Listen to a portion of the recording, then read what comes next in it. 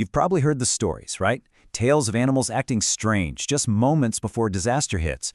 Dogs barking like crazy, hiding, refusing to go outside. It makes you wonder what's really going on in their heads. Is it just folklore, or are they actually sensing something that we can't? Well, let's dive in and find out. I mean, it's a huge question, and it almost feels like something out of a movie, doesn't it? But it's a question that so many dog owners have seriously asked themselves. So are we just talking about a bunch of compelling stories, or is there a real measurable ability at play here?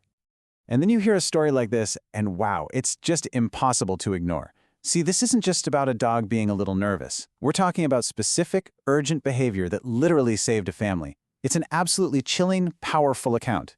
And it's not a one-off thing. Here's another one. A dog just refusing to go for her morning walk. Just a simple, stubborn act that seemed so out of character. But that one decision kept her owner out of the path of one of the deadliest tsunamis in history. It's the sheer number of these stories that pushes this whole question out of the realm of myth and into something we have to take seriously. So where does this all come from? Well, these kinds of powerful stories, they're not new at all. In fact, this idea has been a part of human history for, believe it or not, thousands of years. So the big question is, are these just legends we keep telling ourselves, or is there a real pattern here, stretching all the way back through time? No, seriously, this idea is ancient. We're talking as far back as 373 BC, when historians actually wrote about animals just up and fleeing a city right before it was completely wiped out by an earthquake. And as you can see, the pattern just keeps going. The most famous modern case, though, has to be Haiqing, China in 1975. The animal behavior was so widespread and so bizarre that officials took it seriously. They actually issued an evacuation order that saved thousands of lives from a monster quake. Okay, so this brings us to the central problem that science is trying to figure out.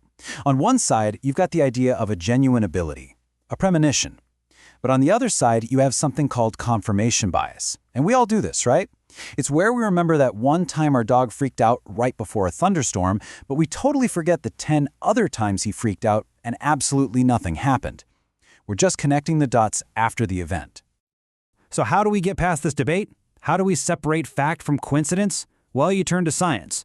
Researchers are now taking these centuries of stories and trying to find hard, measurable data to finally figure out if this canine sixth sense is real. And the way scientists have approached this has really evolved. It started pretty simply, just collecting and cataloging all these stories. From there, it moved to more organized surveys with pet owners. But now we're in a whole new ballgame, using modern tech like activity monitors on dog collars to see if there's a real, quantifiable link between their behavior and, say, an earthquake. And this research is getting really serious.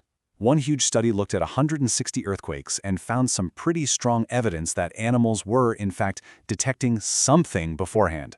And now we have these cool new projects that are crowdsourcing data from thousands of pet owners, using technology to search for big statistical patterns that one person could never, ever spot on their own. Okay, so if the data is starting to suggest that dogs can sense these things, the next question is, how? How are they doing it? Well, the answer isn't magic or anything mystical. It's biology. And honestly, it's way cooler than magic. They have biological sensors that are so much more powerful than ours, it's kind of hard to even wrap your head around it. Just think about this number for a second. 300 million. That's how many scent receptors a dog can have. We've got a measly 6 million. This incredible sense of smell is a top theory for how they do it. See, right before an earthquake, the immense pressure on rocks can release gases from the ground. We'd never notice, but for a dog's nose, it could be like a blaring alarm siren going off, telling them something is very wrong. And it's not just their nose, not by a long shot. Check out their hearing range. But what's maybe even more important is what they can hear on the other end of the spectrum, that super low-frequency sound we call infrasound. These are the deep, deep rumbles from shifting tectonic plates or faraway tornadoes, sounds that travel from miles completely unheard by us. And then you've got the final piece of the puzzle, touch. When an earthquake happens, the very first waves to arrive are called P waves. They're super fast, but they're also really weak. Most of the time, we humans don't feel them at all, but a dog with all 4 paws on the ground, they might feel those tiny little tremors seconds before the big, destructive waves hit. That's a few precious moments of a head start. So when you put it all together, this is the main takeaway. It's not some kind of supernatural sixth sense. It's a finely tuned biological toolkit. Their sense of smell, their hearing, their sense of touch, they're all so sharp that they can pick up on faint clues from the environment that are completely invisible to us. All right, so this is all pretty fascinating, but what does it actually mean for you as a dog owner?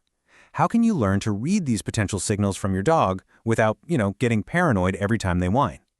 The owners who are convinced their dogs warn them, they report these kinds of behaviors over and over again. It's not just a single bark, it's the intensity, the fact that it doesn't stop, and just how out of character it is. I mean, a dog that suddenly starts trying to hide in the bathtub on a perfectly calm, sunny day, that's a very different signal than a dog hiding during a thunderstorm you can already hear. So here's a good way to break it down. To tell the difference, it really just comes down to trigger and context. Is there an obvious reason for your dog to be anxious, or is it happening out of the blue? Is this a typical level of anxiety for your dog, or is it something you've never seen before? Knowing the difference is everything. And honestly, that leads us to the single most practical and important thing you could take away from all of this. Before you can ever hope to spot what's abnormal, you have to become an absolute expert on your dog's normal. What's their baseline? How do they act on just a regular old Tuesday? Knowing that, that's the key to everything.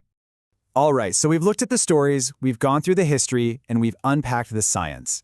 Let's bring it all together and land this plane. Can they or can't they? The final verdict seems to be a cautious yes. The evidence is pretty strong that dogs can detect the subtle changes that happen before some disasters. But, and this is a really big but, they are not infallible. They're not perfect crystal balls. Not every dog is going to react, and not every disaster gives off clear signals for them to pick up on. And this is just so important to remember. We have to respect that our dogs are our companions first. They are family. Their job isn't to be our personal little alarm system. It's one thing to celebrate their amazing abilities, but it's another thing entirely to put the burden of our safety on their shoulders. But this whole thing leaves us with a really fascinating thought for the future. What if we didn't have to rely on just one dog's weird behavior? Just imagine a system that could gather the data from the activity monitors of thousands and thousands of pets in a region. A sudden, massive spike in anxious behavior all at once? That could be a powerful new kind of early warning, maybe buying all of us just a few more precious seconds to get ready. Now that's an interesting idea.